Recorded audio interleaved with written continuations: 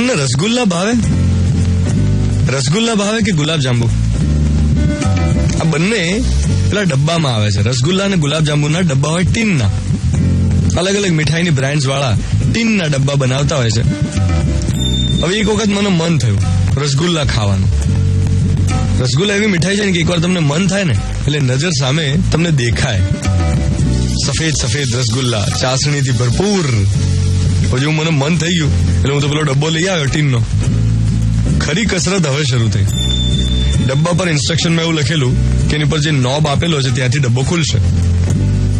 ઇન્સ્ટ્રક્શનને follow કરવાનું હોય એટલે ડબ્બો મેં પેલું જે બક્કલ જેવું હોય છે એનાથી ખોલવાનો ટ્રાય કર્યો. પેલું બક્કલ તૂટીને હાથમાં આવી ગયું. મેં કીધું આ શું યાર, આટલું ઇન્સ્ટ્રક્શન ફોલો કર્યા પછી પણ આવું? આ લોકો લગતા શું કરવા હશે જો ડબ્બો આ રીતે ખોલવાનો જ ના હોય? એટલે ખરો પ્રોજેક્ટ હવે શરૂ થયો કે આ નોબ તો તૂટી ગયું, હવે આ ખોલવું કેવી રીતે? ચપ્પુ અને સાણસીથી ખોલવાનો ટ્રાય કર્યો. છેલ્લે એક ખિલ્લી અને હથોડી એનાથી મેં કાણું પાડ્યું અને એના પછી ચપ્પુથી આમ આખું ખોલ્યું. ઢાંકણું ખુલી ગયું. એના પછી રસગુલ્લાનો જે સ્વાદ મળ્યો, આ હા, ડિલિશિયસ. તમને એમ થશે આ સવારમાં શું ડબ્બાની વાત લઈને બેઠો છે? એ વાતનો જવાબ છે આજનો મોર્નિંગ મંત્ર. આપણે છે ને લાઈફમાં ડગલે ને પગલે લોકોના સલાહ સૂચન પ્રમાણે ચાલવા માટે હેબિચ્યુઅલ થઈ જતા હોઈએ છીએ.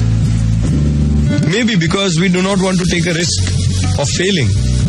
એટલે સાચવીને લોકો જે સિસ્ટમથી સફળ થયા હોય, જે ચોપડીમાં લખેલી હોય, ઇન્સ્ટ્રક્શન બુકમાં લખેલી હોય, એ સિસ્ટમથી આપણે સફળતા મેળવવાનો પ્રયત્ન કરીએ. પણ આપણે ભૂલી એ જઈએ છે that what works for someone else may not work for you. જે બીજા માટેનો રસ્તો છે કદાચ તમારા માટેનો નથી. પોતાની બુદ્ધિ અને સ્ટ્રેન્થ વાપરવાનો ફાયદો એ છે કે ભલે ને ટ્રાય કરવામાં ફેલ જઈએ પણ સફળતાના રસગુલ્લા છેવટે મળે જ. ખાલી હથોડી અને ખિલ્લી એ તમારી હોય. મિર્ચી 98.3 7:12 થઈ રહી છે.